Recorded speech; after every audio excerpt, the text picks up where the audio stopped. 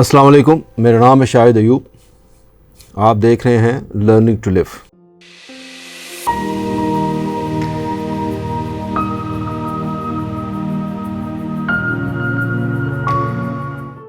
آج کا موضوع کچھ اس طرح ہے کہ یہ میرے ایک بہت پہلے 3-4 سال پرانی بات ہے. میرے ذہن میں تھی، لیکن تب یہ ویلاگ کا سلسلہ ہم نے شروع نہیں کیا تھا. لیکن مجھے اتفاق ہے کہ مجھے وہ چیز یاد ہے ابھی تک. کچھ اس طرح ہوا کہ مجھے اپنے ایک کسی ملنے والے کے ہاں جانا ہوا. تو میں جب ان سے ملنے گیا، وہاں میں ڈرائنگ روم میں بیٹھا تھا، تو مجھے ایک بڑی سخت تکلیف سے گزرنا پڑا. جب یہ صاحب جن سے میں ملنے گیا تھا، وہ ایک اونچی آواز میں ایک اندر سے آتے ہوئے بزرگ کو یہ کہہ رہے تھے. ان سے میں مخاطب ہوئے، کہا کہ دیوار سے ہاتھ چھوڑ کر چلیں، دیواریں خراب ہوتی ہیں. آپ کو کتنی بار کہا ہے کہ دیواروں کو ہاتھ مت لگایا کریں، ان پہ نشان پڑ جاتے ہیں. تو مجھے ان سب بزرگ کو دیکھتے ہوئے اندازہ ہوا میں نے کہ یہ شاید ان کے والد صاحب ہیں جن سے یہ اس طرح مخاطب ہیں، اور ان کو یہ کہہ رہے ہیں کہ دیوار سے ہاتھ چھوڑ کر چلیں، ان پہ نشان پڑتا ہے. مجھے یہ سن کر بہت دکھ ہوا کہ اس شخص کے نزدیک اپنے والد سے زیادہ گھر کی صفائی اور دیواروں کی حفاظت زیادہ اہم نظر آ رہی ہے.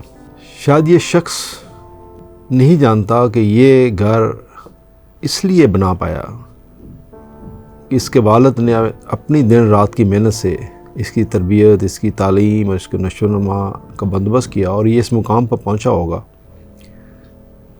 کہ اس خوبصورت گھر کا مالک بن پایا. کہاں اینٹوں اور گارے کا یہ بنا ہوا عارضی گھر، کہاں والد کی خلوص، محبت، چاہت، ہمدردی، قربانی سے، جذبے سے سرشار ایک شخصیت. یہ والد آج اپنے ہی ہاتھوں لگائے ہوئے ایک پودے سے یہ سن رہا ہے کہ اس کو مت چھوؤ، اس کو مت ہاتھ لگاؤ. کاش ہم ان چیزوں اور رشتوں میں فرق کرنا سیکھ سکیں، اور ہمیں سمجھ آ سکے کہ یہ گھر ان رشتوں سے زیادہ اہم نہیں ہے جن رشتوں نے ساری زندگی ہمیں پالنے کے لیے دن رات محنت کی. تو یہ ایک واقعہ جو بہت، جیسے میں نے عرض کیا کہ 3-4 سال پرانی بات ہے یہ، تو میرے ذہن میں تھا. لیکن چند دن پہلے کسی کی لکھی ہوئی ایک تحریر بھی میرے نظر سے گزری جو کہ اس سے ملتی جلتی ہے. تو میں نے کہا آپ کی وہ بھی خدمت میں پیش کروں. شاید کچھ لوگ سوچنے پر مجبور ہوں کہ والد اور اینٹوں کے بنے ہوئے اس گھر میں کیا فرق ہوتا ہے. والد یا والدین جو بھی کہیں، دونوں ایک ہی ہیں. تحریر میں لکھا انہوں نے کہ ایک صاحب کہتے ہیں کہ ابا جی بوڑھے ہو گئے تھے اور چلتے چلتے دیوار کا سہارا لیتے تھے.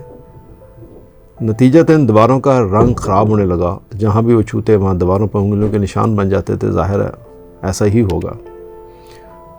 کہتے ہیں میری بیوی اکثر مجھ سے گلا کرتی تھی کہ ان کو منع کریں، ان کی وجہ سے ہماری دیواریں کافی خراب ہو گئی ہیں.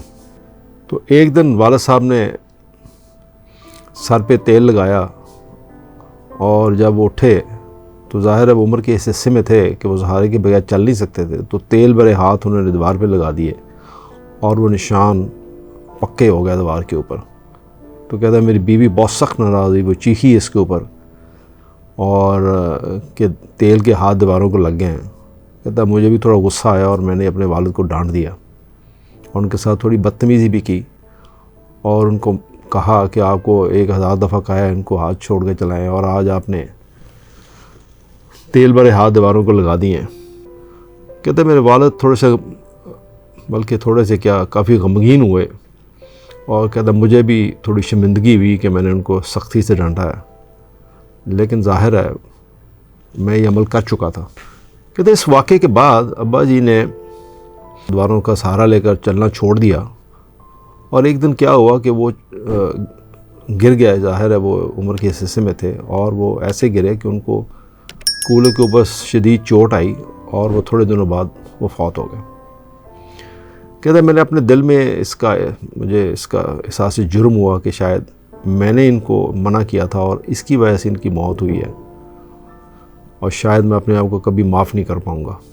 کہتا کچھ دیر گزر گئی اسی طرح، اور ہم نے گھر، ظاہر ہے وہ دیواروں کے اوپر ہاتھ کافی لگے ہوئے تھے، خاص طور پہ وہ تیل والے ہاتھ۔ کہتے کچھ دیر بعد ہم نے اس کو پینٹ کروانا چاہا گھر کو، تو جب پینٹر آیا تو میرے بیٹے نے، جو میرے اپنے دادا سے بہت پیار کرتا تھا، تو اس نے پینٹر سے کہا کہ یہ جو داغ ہیں ہاتھ کے، خاص طور پہ وہ تیل والے ہاتھ کے داغ جو ہیں جس میں پراپر انگلیوں کے نشان بنے ہوئے، تو اس نے کہا کہ اس کو آپ نے پینٹ نہیں کرنا۔ تو کہتا میں نے بھی اپنے بیٹے کی بات سے اتفاق کیا اور اس کو کہا کہ ہاں اس کو چھوڑ دے۔ تو پینٹرز نے کہا کہ آپ فکر نہ کریں، ہم ان کو اس طرح پینٹ کریں گے کہ یہ برے نہیں لگیں گے۔ تو وہ چونکہ پینٹر بڑا اچھا تھا تو اس نے ایک بڑا خوبصورت سے دائرے کریٹ کیے ان انگلیوں کے نشان کے ارد گرد، اور باقی حصے کو اس نے پینٹ کر دیا، اور وہ اتنا خوبصورت کا ایک ڈیزائن سا بن گیا، جو ایک منفرد سا ڈیزائن بن گیا، جو ہمارے گھر کا ایک حصہ بن گیا، اور وہ برا نہیں لگ رہا تھا کیونکہ انہوں نے اس طرح اس کو خوبصورتی سے اس کو پینٹ کیا۔